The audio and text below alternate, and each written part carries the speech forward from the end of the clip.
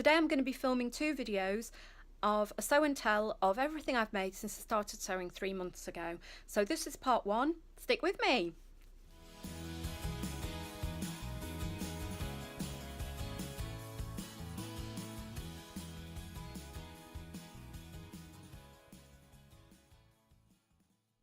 Hi, thank you so much to everyone who subscribed after my last vlog. I was amazed that anybody actually watched it, so thank you so much. I hope that my vlogs will improve as time goes on. I looked at the last one and thought, God, for God's sake, woman, cheer up. Like, I'm showing you fabric and I like it, but my face says I hate it. So what can I say? Resting bitch face. So you might be wondering what all these goodies are that you can see off to the side here. Today I'm going to be doing a bumper sew and tell. I thought I would do a sew and tell of everything I've sewn since I started sewing, which was about 3 months ago. So obviously there's quite a few items. At the beginning, my first garment took me like weeks to make, so but then as time's gone on I've got a little bit quicker. So I think it's about 10 garments. So off you go, stick the kettle on and we'll have a look at what we've got. Hopefully Betsy will make a cameo appearance today. Actually, I know she won't, she's kipping in the other room. I'm going to start off by telling you what I'm wearing. You know how every make is your most favouriteest make? Well, this one is fresh off the sewing machine, so I'm very much loving it. What I'm going to do is show you photographs full length rather than me standing up and trying to twirl because there's limited room here. But I will just show you a few details. So what I'm wearing is a jumpsuit. It is if I keep on looking over here, it's because I've got a blackboard with the numbers of patterns written down on it. So it's Mccalls M7577, and I hacked it a little bit. I made a toile and it was absolutely enormous. If you follow me on Instagram, you'll be able to see the one that I made, and I make notes on every pattern, and my pattern notes say that between the toile that I made, which was a size 10, and the one that I eventually finished up with, I cut 30 centimetres, that's 12 inches of ease out of the waistline. So when Mccalls say it's loose fitting, what they mean is it's loose fitting for 2 people to wear simultaneously and walk around in. It was like an absolute tent. So I finished up recutting it. For reference, I'm 5'3", I weigh 58 kilos, I think, yeah, something like that. Don't know what that is in old money, about 9 stone something.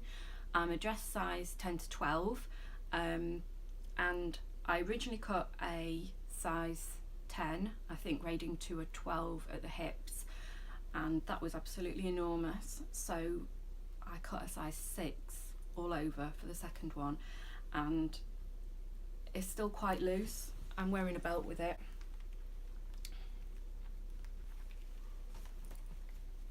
That's comfortable. That's a good comfortable fit, I'd say. I'm really happy with how this finished up. The sleeves are a self-drafted petal sleeve with a little puff at the top, and so what I did was I got a pattern, and it was a vintage pattern that had got puffed sleeves. I traced that sleeve and then I used the tutorial, which I'll put the link to in the down bar, from Professor Pincushion to show how to get this tulip effect. The other thing that I did that I'm really happy with on this jumpsuit is I used a fold over elastic instead of, I think it's facings that are recommended. Oh, this pattern is for wovens and knits. I mean, I'm using a knit, so that might be why it came up a little bit big, but actually it is recommended for both, so that shouldn't have made a big difference to the fit. So the pattern uses facings here, but what I did was I cut away the seam allowance and I just bound the edge with fold over elastic, which is often used for knicker elastic, but I really like how the fabric is scuba crepe, and I really like the way that the edging give it a sort of scuba type finish. I just really like it. And then the other thing I did was I put poppers on the front, which obviously a lot of people do to stop it gaping open, but I've got a popper machine and I'm absolutely in love with it. It's just so fun. I want to put poppers on everything. And the other thing I've done, which I really love, is I've got piping on the back. Now I didn't make an incredible job of it, I admit, but I've never done it before. I don't have a piping foot, so I basically was trying to sew these two edges together with my invisible zip foot. So it looks okay. I mean, I really like the feature in the back of this jumpsuit. And I think the piping gives it a bit of an extra twist. I love this fabric. It's so cool. It's got crazy lips on it. When I first bought it, I thought it was an abstract print, and then when I held it out, I realised it was actually massive, great red lips and pink lips. So I wasn't sure what to do with it, and in the end I thought I'd make a jumpsuit out of it, and I'm really pleased at how it's turned out. The fabric was £2 a metre. I bought 2 metres of it, and it was from FC Fabric Studio factory sale, which I mentioned in my last vlog. I've actually been there this morning because they had another amazing sale, and I shall post a link to them in the description bar. Alright, let's get on with the sew and tell, shall we? You know how everybody is embarrassed about the first garment that they ever sewed? Should I be? I am 43 years old. This is my kitty cupcake dress. Bear in mind I started sewing in May and it was starting to get very hot, so I decided to make some sort of summer dresses, and I'd got this poly cotton, which actually wasn't the best choice because it's a bit thin and it could have done with lining it, and at that stage I didn't know how to make a dress, let alone line a dress. But I'm actually pretty happy with how it turned out, considering at the time I didn't have an overlocker, so I was zigzagging the seams to finish them. When I made it, I didn't understand about the ludicrous amounts of ease that the pattern companies include, so I made it at the size recommended, and obviously it was way too big and I finished up having to take a lot in. I think I have lost a little bit of weight since then, but I think that the pattern packet suggested I cut a size 16, and what I actually need to be cutting is either a 10 or a 12. So it was pretty massive. I had to take a lot in, and you know, it really annoys me because I think this deters a lot of new sewists, because I was a new sewist and I'd read all the stuff that says, okay, UK shops, the fashion industry, the ready-to-wear industry uses vanity sizing, and so throw everything you know about your ready-to-wear size out of the window. You need to choose the size based on your body measurements. So I haven't got any illusions about what my body is. I measured the sizes and I chose it. I wasn't like, oh my god, I don't want to cut a size 16 because in my mind that is, you know, that's too big or whatever. I don't care. I just wanted to cut something that fit. So to cut a size 16 and then finish up having to take it all the way back to the bloody size you would have chosen anyway. Come on, get a grip, bloody big one, or whoever you are these days. So it took me about a month to make. I got very downhearted because I had a lot of struggles with things. I was really afraid for some reason of doing the neck facing, and I was afraid of understitching. I just didn't understand it. I read so many books about understitching, so many tutorials. I had an absolute pig nightmare with the zip because I was following tutorials to install an invisible zip, and as you can see, it's not an invisible zip, people. What was I thinking? And I was nearly crying because I was trying to use the zip foot to walk along the grooves, and of course it's the wrong way around. So that was unpicked several times, and yeah, in the end the fit wasn't great, so I finished up putting in a bit of extra gathering rather, and I finished up putting this frill on the shoulders and then some bows, basically trying to polish something that you can't polish, let's say. But I was over the moon with it, and I've worn it quite a few times and I felt really happy in it because it's the first thing I've ever made, so sentimental. So the pattern for that is New Look 6362, and I will definitely make it again, but next time I'll make a size 10 or a size 12 and do a full bust adjustment, because I didn't do that in my first one because I didn't know how to do one. Right, okay, my second garment that I made. So this is a Buttons Bettine dress, and it's made in a very, very cheap and quite nasty polycotton that I got from, it's called cheapfabrics.co.uk, and the name says it all. everything I got from there was pretty awful, so I don't recommend it. There were a lot of pulls in this. It pulled quite easily when I sewed it, so it wasn't the best quality. But I used a thin lining, sort of yellow lining for the pocket bags, and I added this button detail. And do you know, when I made it, I wasn't that happy with it. I made a lot of mistakes sewing this dress. Thank God I've got better at this, but at this time I was still sewing lots of things together wrong. So I was sewing pattern pieces on upside down. When you start sewing, you're doing everything backwards. I'm already left-handed. I remember when I was learning how to reverse park, forget it, my mind does not compute that you're going one way but you're turning the wheel the other way, and sewing is exactly like that. And I remember being near to tears because I unpicked the skirt section of this I think 4 times. There's details of it all on my blog. I've blogged most of these garments, so if you want to see a more in-depth sort of account of my trials and tribulations with the construction, then the link will be below.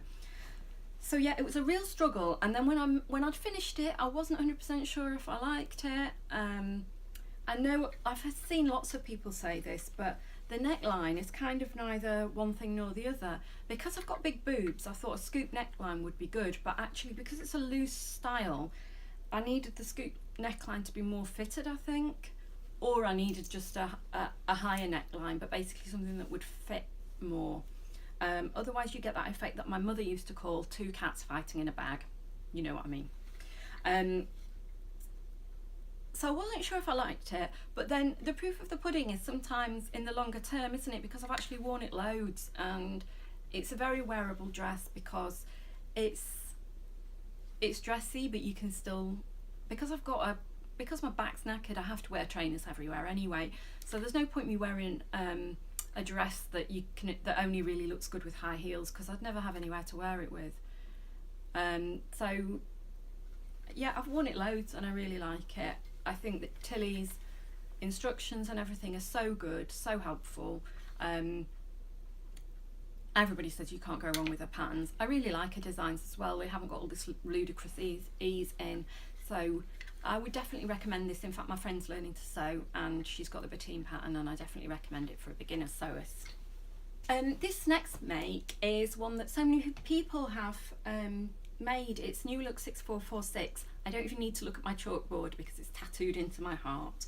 And it's a jumpsuit, and it's definitely my favourite make. It's made in a polycotton seersucker that I got from Walthamstow Market. It was £1 a metre and I used 2 metres.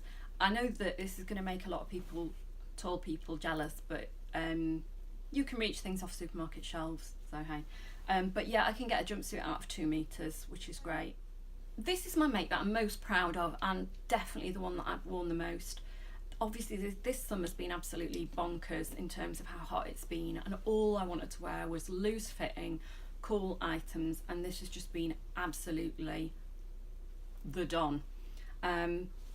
So I'm really pleased with the finish as well. It's lined, so this is my first experience of lining something, and the zip isn't too bad. I'm not proud of it. It's fairly rubbish, and the way that the top of it's finished is pretty pitiful. But overall, the style of it on and the fit of it on is great. Now, part of the reason for that is that I twirled the hell out of it. I think I made 3 fits of the bodice. I did my first ever full bust adjustment. I had to add a dart because this pattern only has a waist dart. I had to add a bust dart. The tutorial that I used is from the Curvy Sewing Collective. I'll put a link below, and I recommend their tutorials so much because there's a full bust adjustment, and then there's a large full bust adjustment which you actually have to do extra sort of faffing about with. If the ratio between your high bust and your full bust is over a certain amount, then the bust adjustment becomes a little bit more complicated. I was originally trying to follow instructions from ordinary FBA tutorials. Elisa Lex does a really good one, but because of the amount that I was cutting out, I think that it was 3.5 inches, my FBA, and the pattern piece was distorting so much that it wasn't looking anything like the photographs in the tutorial, and I was like, I don't know what the hell to do. And then I looked on the Curvy Sewing Collective, and they say, okay, if you're doing a large full bust adjustment, then here's the right way to do it. And it was so helpful. So I used that tutorial. I made 2 different toiles of, no, actually I made 3 different toiles of the bodice doing an FBA, and then when I finally got the bodice that fit okay, I then did a toile of the entire garment, which if you look at the blog post for this, you'll see it's in a bright banana yellow with polka dots, completely ridiculous fabric, but it's quite fun actually. So I made a toile of the whole garment, and that was so useful because being so new, I need a practice run on everything. I need a practice run on inserting the zip. I certainly needed a practice run on putting the lining in, and so it meant that when I actually came to make this, amazingly, it all worked. And like, as a sewist, that is like, that's your light bulb moment, isn't it? When you try and try and try, and then you put something on and the measurements that you've used, actually it fits you, heavens above. So I loved it then, I love it now, and now it's getting a bit cooler. I've worn it with a t-shirt underneath. It's so casual, but the length's so wearable. I'd be able to wear it with my sort of ankle boots and socks. So I love this, and you'll see later on I've made this pattern again. So I'm so happy with my red jumpsuit. You know when you buy fabric and you love it so much that you don't cut into it? Well, I bought some fabric and it's still sitting in my stash because I decided in my mind I'd moved through about 8 different perfect patterns that I wanted to make it with. In the end I decided to make a Vogue 9100, and this was the fabric that I decided to use for a toile. And when it came to sewing it up, I soon realised that I'm an idiot because you have to pattern match gingham, and I didn't know anything about pattern matching. Every single garment I've made here has been a really helpful lesson. I think that's why I've enjoyed learning to sew, because I've learned so much with every garment that I've made. So I put it on, and it's really helpful that my housemate is quite brutally honest, and I said to him, does this look terrible? Pointing out my hideously mismatched princess seams waistline that was running on the piss. And he said, yes, it does. So I unpicked it, and I was really lucky actually, because I managed to realign all the seams so that they matched without having to recut any of the pattern pieces. The amount that they were off wasn't too great, so I just managed to subtly realign them. And it's not perfect in terms of pattern matching, but it's okay. When I originally started pattern matching, I was matching the patterns from the top of the pattern piece, and then obviously because the pattern pieces are curved, the stripes have run off by the time you get to the bust, and actually the bust is the focal point where your eye's drawn to, because it's kind of the bit that sticks out the most. So you need the correct part of the pattern to be straight across the bust. So it's more important that it matches across here than across here, is what I learned. And I also learnt that I'm really terrible at attaching ruffled skirts straight. So I unpicked that and reattached it. And this was the final dress, and I'm quite happy with it. It's a really nice fit. It's not too tight around the waist. It's just fitted well. It's got a nice lining. Although I wish I'd self-lined it, it would have looked a bit better. Yeah, I was really pleased with it. I've worn it lots. Several people have said I look like Alice in Wonderland. And newsflash, Betsy's coming for a little visit, so maybe she'll jump up on the chair and make a guest appearance. Hello, Betsy Trotwood. Hello, Bets.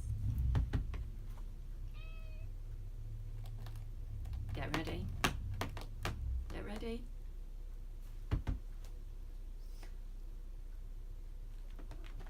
There she is. So I don't know anyone else who sews. Well, I do now, but I didn't then. And I got chatting with a few people from Instagram, and one of them was the lovely Chantel at I Seem So Happy, and she very, very kindly invited me to a meetup that they were having in Birmingham. Although I'm in London, Birmingham's really easy to get to. I think it's an hour and a half on the train. And I'd been a little bit afraid or anxious about meeting other sewists in London.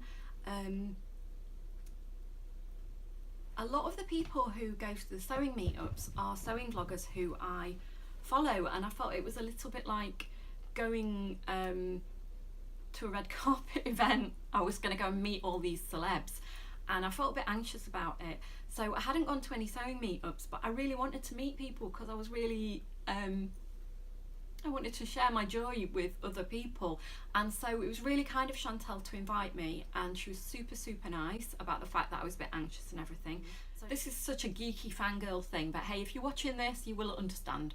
So Tilly had just released the Stevie dress / top and the Seren dress, which she released both of those patterns simultaneously.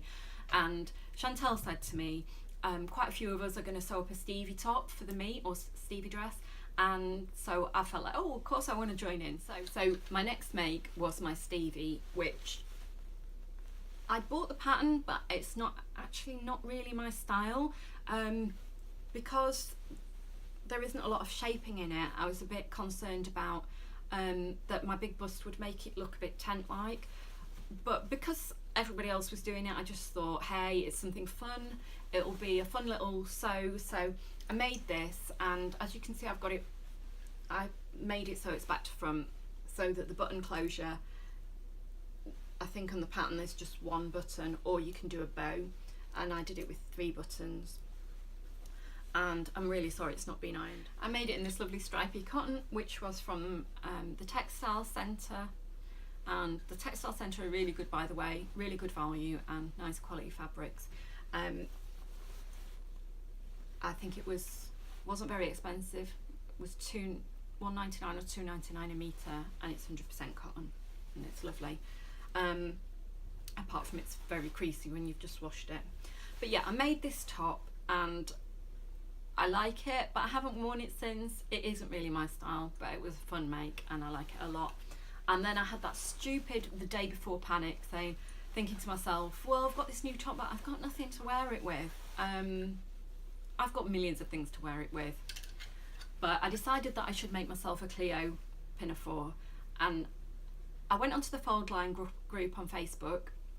They're absolutely brilliant for picking people's brains about sewing related questions. So I went on and I said, I want to do a quick make, I'm a new sewist, should I make a Cleo? If so, I had a couple of ideas of different fabrics I might make it from, and loads of people gave me really helpful advice. And I got some denim in my stash, which was from Walthamstow Market. I think when I bought it, I think this might only have been £2 a metre. And it's really nice heavyweight denim. And yeah, this is my Cleo pinafore. I made it in an evening. I'm a very slow sewist, so if you're experienced, you could definitely make it in a couple of hours. It probably took me about 6 hours, including the cutting out. Towards the end of the evening, I knew that I had to sort of go to bed to be in decent shape to travel to Birmingham the next day. And so trying to do top stitching when you're under pressure, under time pressure, and you wanted to do it straight, but time's rolling on, it was a little bit stressful. But I made it, I really like it. I haven't finished it. I still need to edge stitch all around the facing, but I wore it for that event. I was really happy with it. I really love the style of it, and it feels great when you put it on. It feels so loose and comfy, but because it doesn't have anything at the waist to pull it in, I just feel it's a bit shapeless on me. I love the pinafore style, but I think that the next pinafore that I make will be one with a similar bib, but maybe A-line, so the bib fitted to the waist and a waistband, and then coming out from the waist. That's the end of part 1. Please give me a like and subscribe, and I shall see you in part 2. Bye!